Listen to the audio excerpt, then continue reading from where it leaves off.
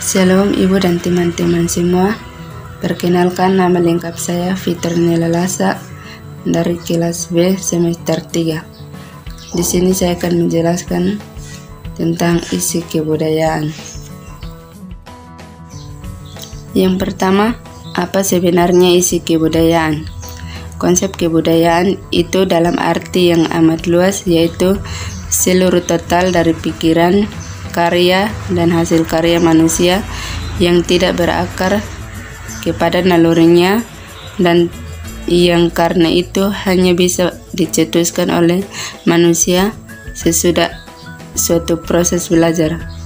Konsep itu amat sangat luas karena meliputi hampir seluruh aktivitas manusia yang kehidupannya.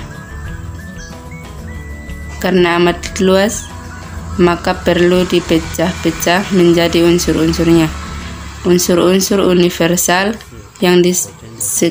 yang sekalian merupakan isi dari kebudayaan yang ada di dunia adalah sebagai berikut. Yang pertama, sistem religi dan upacara keagamaan.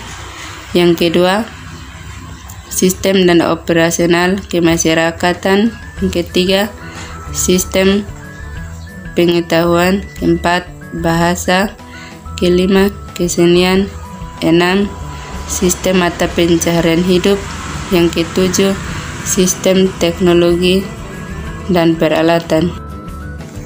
Yang kedua, bagaimanakah kebudayaan itu terwujud?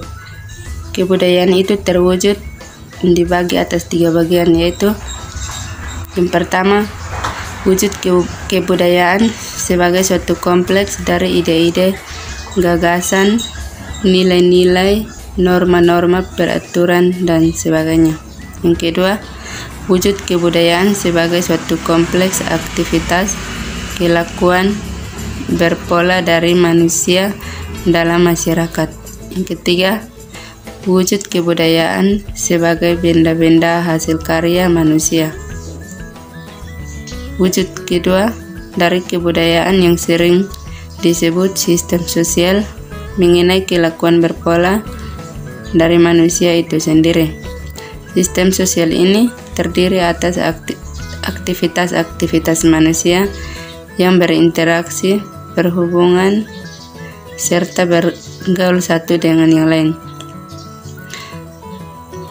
yang dari detik ke detik, dari hari ke hari, dari tahun ke tahun selalu mengikuti pola-pola tertentu yang berdasarkan adat tata kelakuan. Dari ketiga wujud kebudayaan di atas, dalam kenyataan kehidupan masyarakat tentu tidak berpisah satu sama lain. Kebudayaan ideal dan adat istiadat mengatur dan memberi arah kepada perbuatan karya manusia, baik pikiran-pikiran dan ide-ide maupun perbuatan dan karya manusia menghasilkan benda-benda fisiknya. Sebaliknya, kebudayaan fisik itu membentuk suatu lingkungan hidup tertentu yang makin lama makin menjauhkan manusia dari lingkungan alamiahnya, sehingga mempengaruhi pula pola-pola perbuatannya, bahkan juga mempengaruhi cara berpikirnya. Bagian ketiga, kebudayaan dan peradaban. Karena hanya mengenai soal istilah saja, kata kebudayaan berasal dari bahasa Sanskerta, yaitu budhaya. Ialah bentuk jamak dari budhi yang berarti budi atau akal. Demikian, kebudayaan itu dapat diartikan hal-hal yang bersangkutan dengan budi dan akal. Ada pendirian lain mengenai asal dari kata kebudayaan itu, ialah bahwa kata itu adalah suatu perkembangan dari satu majemuk budidaya, artinya daya dari budi, kekuatan dari akal. Kebudayaan dan peradaban dibagi atas dua bagian. Yang pertama, istilah budaya mengacu pada perwujudan dari cara kita berpikir, berperilaku, dan bertindak. Sebaliknya, tahap peningkatan masyarakat manusia di mana anggotanya memiliki cukup banyak organisasi dan pengembangan sosial dan politik disebut peradaban. Yang kedua, budaya kita menggambarkan siapa kita, tetapi peradaban kita menjelaskan apa yang kita miliki atau apa yang kita gunakan. Budaya adalah tujuan, tidak memiliki standar pengukuran. Berbeda dengan ini, peradaban memiliki standar pengukuran yang tepat, karena itu adalah sarana. Budaya menunjukkan tingkat penyempurnaan batin terbesar dan juga internal.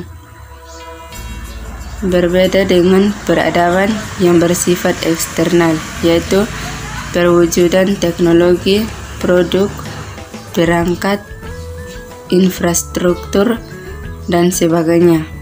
Perubahan dalam budaya diamati dengan waktu, seperti dalam pemikiran lama dan tradisi yang hilang dengan berlalu waktunya, dan yang baru ditambahkan ke dalamnya, yang kemudian ditransmisikan dari satu generasi ke generasi lainnya. Di sisi lain, peradaban terus maju, yaitu berbagai elemen peradaban seperti alat transportasi, komunikasi, dan lain-lain berkembang dari hari ke hari. Yang berikut, kebudayaan yang di dalamnya terdapat nilai, norma, dan perasaan juga merupakan pola bagi tindakan dan tingkah laku manusia yang diperoleh melalui proses belajar dalam kehidupan sosialnya.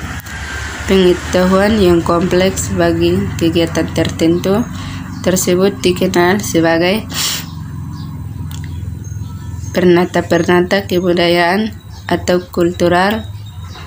Institusi dari beberapa puluh pernata kebudayaan yang digolongkan ke dalam 8 kelompok dengan memakai ke-8 kebutuhan hidup manusia sebagai prinsip pergolongan. Tentu kebutuhan hidup manusia. Yang terakhir, sistem nilai budaya. Sistem nilai budaya ini merupakan rangkaian dari konsep-konsep abstrak yang hidup dalam masyarakat mengenai apa yang dianggap penting dan berharga, tetapi juga mengenai apa yang dianggap remeh dan tidak berharga dalam hidup. Sistem nilai budaya ini menjadi pedoman dan pendorong perilaku manusia dalam hidup yang memanifestasi konkret terlihat dalam tata kelakuan. Dari sistem nilai budaya termasuk norma dan sikap yang dalam bentuk abstrak tercermin dalam cara berpikir dan dalam bentuk konkret terlihat dalam bentuk pola perilaku anggota-anggota suatu masyarakat.